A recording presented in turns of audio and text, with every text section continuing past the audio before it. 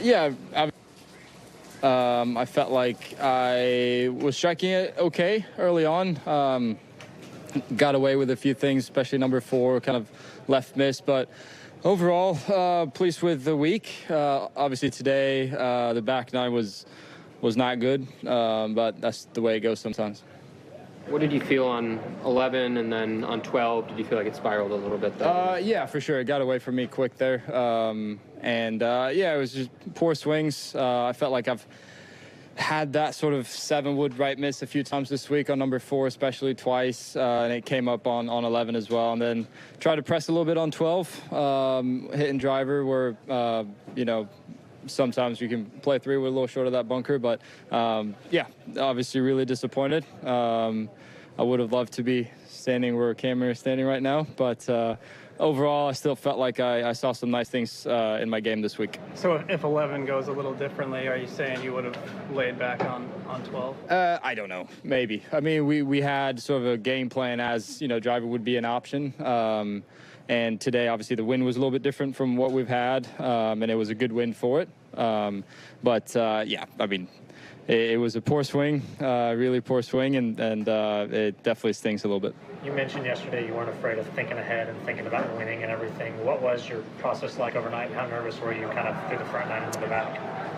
Yeah, I mean, you're always going to feel nerves. I definitely felt nerves this morning. I felt nerves yesterday. I felt nerves on Thursday, Friday as well. So, but yeah, I think the main thing for me is I think about winning, but I try not to get ahead of myself when I'm playing golf. Obviously, I felt like the front 9 we handled it quite well. I felt like we handled it to the point where it was definitely could have been a few shots better here and there, but yeah, it was just a disappointing back 9, and hopefully I'll do a little bit better next time.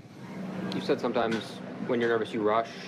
Did you feel that at all at points today? Yeah, I think so. I definitely felt a little bit fast at times. I would imagine if I look at those swings on sort of 11, 12, they probably were quick swings. Takeaway got really fast, and then the rest of it kind of spirals from there. So that's something that I should have been aware of, now looking back. Yeah, that's the way it goes.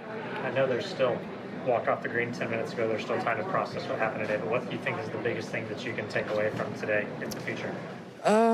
Yeah, I mean, obviously the biggest thing that I take away is that I feel like I'm playing nice golf. I'm playing golf to the point where I feel like I can contend in big tournaments. Obviously a good finish last week and still a top 5 finish this week. So overall, I feel like, I'm playing good golf, which is really nice. It's nice to see on a hard golf course last week, hard golf course this week. So that makes me excited. Obviously, I would have loved a different back 9 outcome today. Looking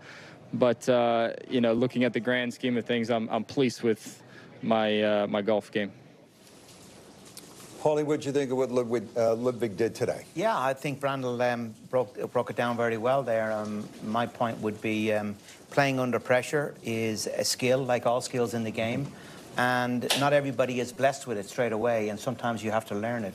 We had Cameron in here a moment ago, who was second, 7 times, did we say, before he won his first event, including a number of times in majors. And now he's broken it down, and, he's found a new way of playing and is excited about playing under pressure. And I think it's fair to say that Ludvig, has to learn from this. It's happened a few times now. I think that's 1 time out of 4 that he has closed with a 54-hole lead. But that's not terminal. He's blessed with an unbelievable ability to hit the ball and chip and putt, and a lovely demeanor. But playing under pressure is a skill set as well, too.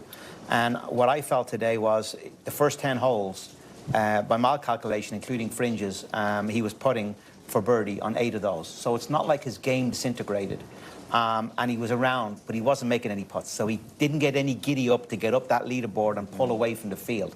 So that's inviting pressure and getting closer to you. And when he had a chance then on 11, that was a huge moment. I was calling shots in Sky at that time.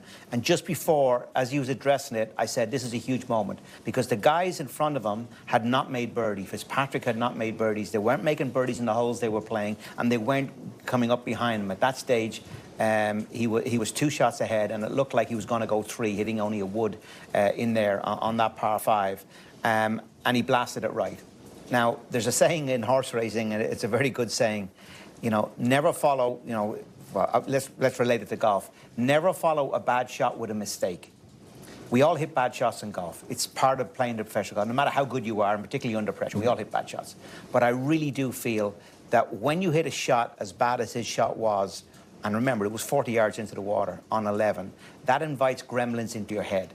That's a red flag.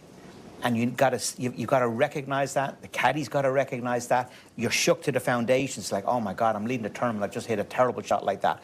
So you rock to the foundations, and that's where you got to go back to basics. He talks about treating the game very simply, and he plays his best when he's simply. That was a time to go back to the simplicity of it. So instead of going back to the simplicity of it, he went to the difficulty of it and took on a shot that nobody else was taking on, which is trying to drive that 12th hole.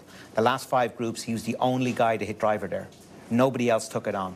And it's one thing taking it on when you're a great driver and you're flying and you're doing great. It's a 3rd round or 2nd round.